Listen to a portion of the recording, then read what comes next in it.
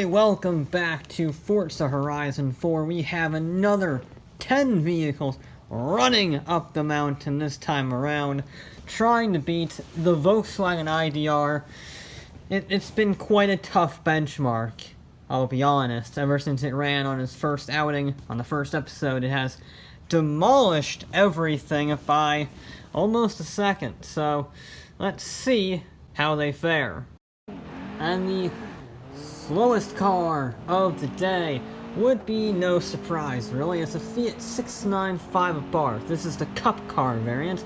There is a road legal version, but this is the proper race-ready, racing tires and suspension, stripped out Cupcar. It's a one-make racing series, front-wheel drive, about 200 horsepower, a little over that. Very lightweight though, and of course very nimble. It's a little hot hatchback with even more aero and stiffening and, again, racing tires and suspension. So, it's not as bad as you would expect, just given the statistics. It does get up on two wheels quite a bit, though.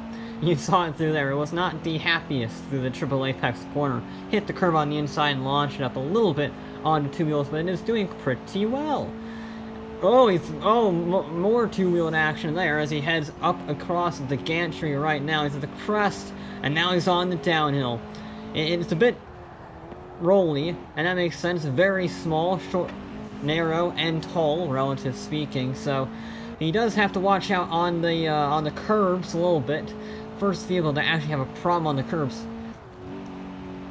But it's not too bad. It carries a lot of speed. Is he flat out? Pretty much. Pretty close, if not flat out. That's very rare for a car to be going flat out through that section. Slow, yes, but flat out as he goes across the line. This next car is quite a special one. The BMW M8 prototype. I believe this is the E61 version. There is a new M8. This is the original. They never put it into production. There is one on Earth, because they built the thing in the middle of a recession. And they thought, no one's gonna buy it in the middle of a recession, because this was the peak of luxury performance at the time. 550 horsepower from a naturally aspirated 6.1 liter V12. And if that sounds like a very familiar set of numbers for an engine, that's because McLaren would later use a variant of this very engine for the F1. So it's got tuning by M Division, so it's a lot lighter, a lot more powerful. Better suspension, better tires. It's still four-wheel drifting, but it is lighter with better tires. And it has an engine that would be later used by the McLaren F1 in a luxury two-door sports coupe. That's unheard of. And the fact they never put it into production is quite a shame. In fact, they didn't even acknowledge its existence until 2010. This is an incredible machine, came up to over 140 miles an hour.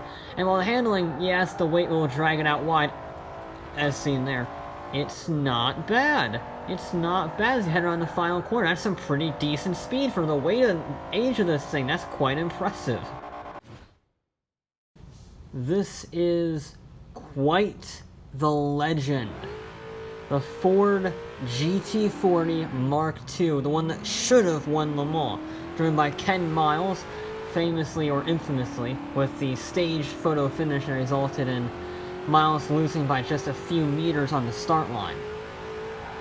Regardless of the historical controversy behind this vehicle, the feat that it accomplished, and the sheer speed, I mean, that's some ridiculous speed. It's the oldest car you ever run here, 1966, and you can see it, the brakes are not as good. It's not as light as it probably could. All it has is ridiculous power and surprisingly good gear ratios. You can see it, the crossfly tires sliding all over the place. It's basically on ice. They're not grippy at all, but it is making good progress purely because, well, a 500 horsepower NASCAR V8 mounted in the middle of a very low, still at the end of the day, Le Mans racer. Is it very old? Yes. Is it still a Le Mans racer? Also yes. Ooh, four-wheel drift there again, using the counter steer to catch that thing. It is quite sketchy heading down through here. Very fast, so that's ridiculous speed.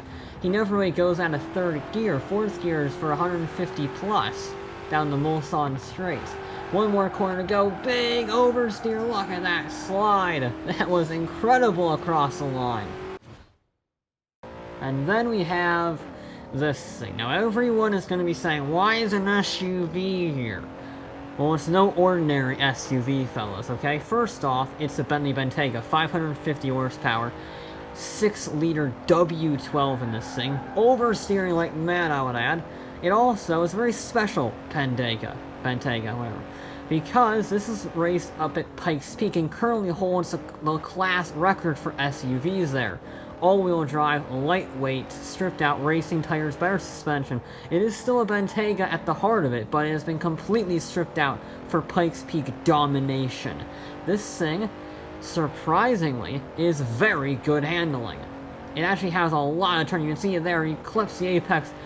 It has a lot of turning, and the acceleration is good because it's lighter than the M8 and has the same amount of power, but it's all-wheel drive. It's bizarre how good this car is. I mean, look at the speed on the downhill. We're heading up to the chicane now, and he is not lifting. He's flat out. This is an SUV, ladies and gentlemen, that is going alarmingly quick.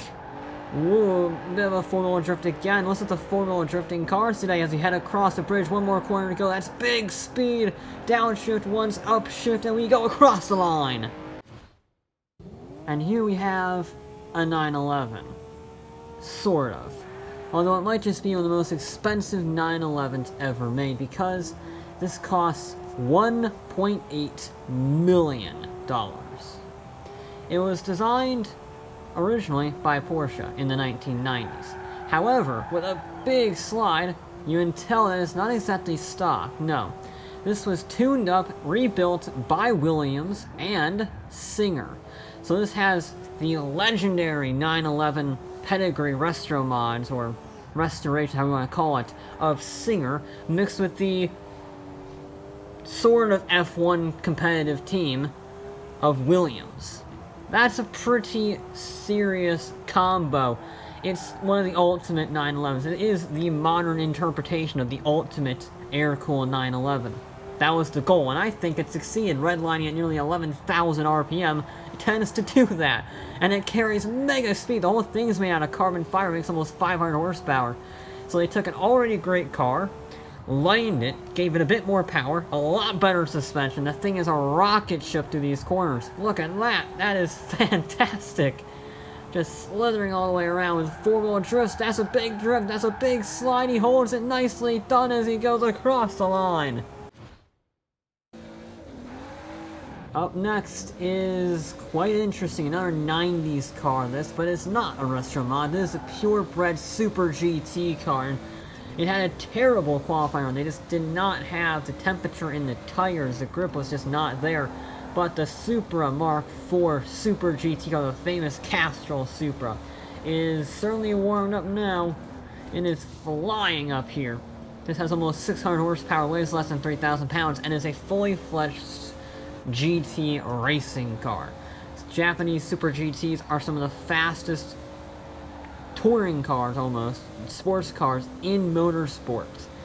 They're absurd. In the 90s, they were even more absurd because they were so light. Look at that, two-wheel action, big sideways moment from the Supra, keeps it all together. This thing's a very oversteery car, apparently. Ooh. It's the timer, my unofficial watch, is saying it is significantly faster than its qualifying time, but it is still sliding around like a madman. Clearly, the aerodynamics are not doing enough to offset the lack of mechanical grip, shall we say. But he's still making along nicely. He's got one more corner to go. He's nice and smooth, clips the wall a little bit, gets the apex though, and across the line. Then we have this thing. One of our road cars for the day, not a prototype this time. This is the ATS GT. It's a bit mental looking. I think, if I recall, it's a McLaren underneath, with a new body on it and better reworked suspension and engine. It's a rocket ship, over 700 horsepower rear-wheel drive, and incredibly lightweight. This thing is a rocket, over 160 miles an hour down the straightaway. And then the handling is actually quite good. It deals with that power remarkably well through the triple apex corner. Carries a little bit of oversteer there in the ditch, slightly not too bad. Recovers it without losing too much time. That was a bit scary though. It can snap on you if you get it a little wrong, apparently. but it's doing well. That's already under the gantry. This is very fast for a road car. Chucks it in nicely, very good to the double apex downhill corner, heading on to stretch its legs, 700 plus horsepower rocketing down through the flat out chicane. Indeed, it is flat out. A little bit of the brakes, chucks in, very nice through there to the long left-hander. One more corner to go, almost hits the bridge, runs a little wide, clips the fences, oversteer, and we're across the line. And then we have our second prototype of the day. This thing is the Jag CX75. Why we didn't get this? The only reason I could possibly imagine was the global financial meltdown of 2008, but even that wouldn't really matter because this thing came out in 2010. Either way, it's a shame we didn't get it because it's a turbocharged, supercharged, all-wheel drive, 900 horsepower rocket. Now, it did at least rise to prominence. People didn't even know this vehicle existed for years. It was unveiled at I believe, the Geneva Motor Show. But that was the last thing we heard about it. Then it got put in Spectre, the James Bond film from 2015. And it looked fantastic. It still looks fantastic. As a Jag, as all Jags should look fantastic. Even with a load of oversteer under the gantry, it's very fast. If I recall, this is another vehicle using prototype F1 tech in its design. Another vehicle we sadly never got. Who knows what this thing could have done if it had made it to production. It might have been a game changer for all we know. This thing messed around with hybrid drivetrains way back in 2009. This thing was incredible as it's going around the final corner. It's very fast, and he goes across the line. Second place is rather mental. Yes, the good old boys of America are here with their 1990s Chevrolet stock car. This is based on a Monte Carlo, has 900 horsepower rear-wheel drive and 4 gears, which may seem like a disadvantage, but it actually helps control the Fury, helps control the wheel spin. Then once you get out of the corner, you have racing Goodyear tires, proper racing slicks, and when they're warmed up, they are incredibly grippy, and he is showing that well. He again uses the ditch a little bit just like our friend the ATS, but he gets away with it like the ATS, carries ridiculous speed through that corner, not quite flat out, but very close. Again, flat out of the gantry, almost hitting the wall, drifts a little wide, gets back on the racing line just in time to do a beautiful double apex downhill corner, heading into the chicane again, rocketing up 900 horsepower, a Fury going through there, clips the wall. Doesn't quite have that high speed stability. It is a bit heavy after all. It is a stock car from the 90s, so it's a bit heavy. But it doesn't matter because he is flying around this course. One more corner to go, just a line, and he is across it. And our final car is a first, actually. Every video, every runs that I've done on this has had a race car as the fastest car because they have no restrictions or very little restrictions. But this thing, this is a McLaren Senna, and a McLaren Senna is, despite appearances, road legal.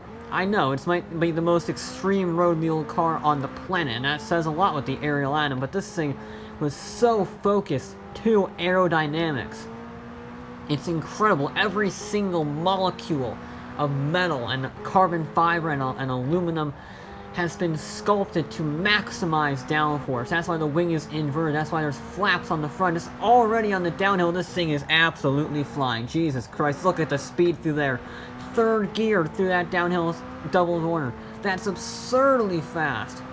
Again, flat 800 horsepower rear-wheel drive, but doesn't care because the grip is superb. He's already on the bridge. He's flat out on the bridge. In fact, a little bit of brakes. That's incredible speed across the line.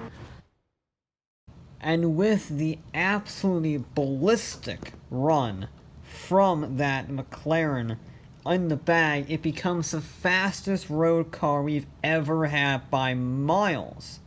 It's in third place overall. It's faster than the Ferrari 599XX. It's faster than all cars but the Koenigsegg CC GT Le Mans car and the Volkswagen IDR, and that's on road tires. If that had racing slicks on it, it might very well have challenged the IDR. That's absurd for a road car. That's stupid for a road car. And even more crazy is the Monte Carlo. That's in second place, 114.3, which is, it should have been in 15th overall. However, it lost by 1/1000th of a point. 1/1000th of a second is unheard of for how close it is. That's ridiculous. The Jag also does very well, sneaking into the top 20, which I should say, these are very fast times. A 1 minute 15.5 is no slouch, and it's barely in the top 20. These are some serious quick cars we have up here. But more impressive than the Senna, more incredible than the Monte Carlo's thousandth of a second, is the fact that the ATS GT tied the Hoonigan Escort. 116.257. Yep, we have our first ever tie, and I'm giving it to the ATS simply because that is road legal and the Hoonigan Escort isn't. That's literally the only reason I'm giving it top 20, is because that is road legal and the Hoonigan is not. We've had a lot of close finishes today. A lot, in fact. And, I mean, even between these guys, the Singer Williams 911, 120 dead in 6th place at 31st overall. It's less than a 1/10 of a second faster than the Bentayga hill climb car. Doing a 120.02. It's just a day of close finishes, apparently. The GT40 also does good, sneaking into 37th place, 124.6, beating out the M8 prototype. Does very good for its age and for its weight and its, street car tires. Top 40, beating out the Fiesta WRC, the Funko, and the Formula Drift Maloo. And it beats out the 695 Abarth Cupcar, which is very impressive, because yes, it has twice as much power, but it has twice as much weight, and, non-race tires, so the fact that it beat that is quite impressive. Yeah, the Senna actually gives me hope, because yes, I know the Senna is incredibly focused on, ultimate lap time, but if that road car can get within a second of the IDR, then maybe, just maybe, we'll be able to find something to beat that bloody thing. But in the meantime, that is going to be it for this episode of Forza Horizon 4. We'll be back with more.